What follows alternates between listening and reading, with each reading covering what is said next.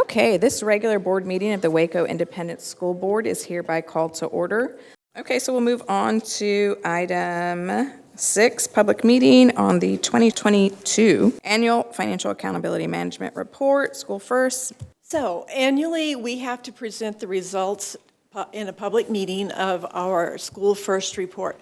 Once again, Waco ISD did get an A on Superior Achievement, and we scored the same as last year, 98 out of 100 points. Okay, we'll move on to item 9, review and discuss reading recovery program. You may ask, what is reading recovery? So basically, it's an intervention that we do, but it's a 12 to 20-week program. It's individualized, but it's also based on what that learner needs. The great thing about this is they're applying strategies when they're doing their Tier 3 intervention, and then they're working with those first grade teachers on how to become better guided reading or reading teachers as far as literacy.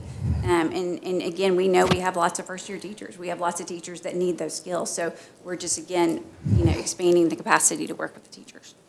Okay, we will move on to item 10, items requested by trustees. This is to discuss, take action regarding safety of the design for Tennyson Middle School, G.W. Carver, and Waco High School.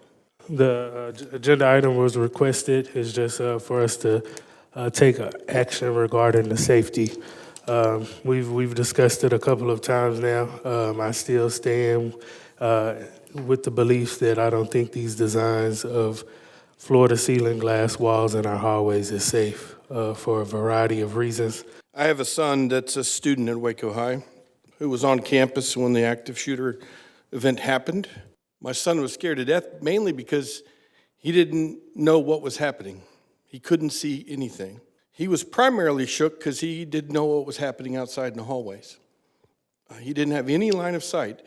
The question that still confuses me, and I understand your passion. I appreciate it. I understand your fear. I have a daughter in Waco High. And it's terrifying. So if we go back to September of last year, there was a vote on the design of Waco High, and that passed unanimously. And there was a vote in October on the design and materials of Carver, and that was passed unanimously.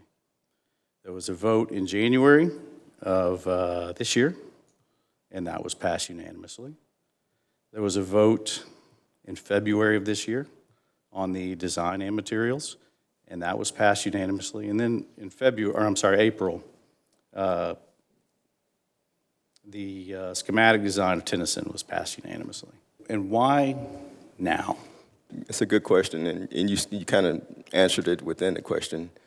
All the information wasn't there at the beginning. The design, the actual design, the classroom that we saw, when that classroom was presented to us, and the question was asked, is that glass? When they finally presented it, that particular design. We saw other schematics and we saw other designs, but we never really saw the classroom. Once we were able to see the classroom, that question did arise. And what we were told was there was a safety area for the students to retreat to. That was the answer to that. And they presented it again.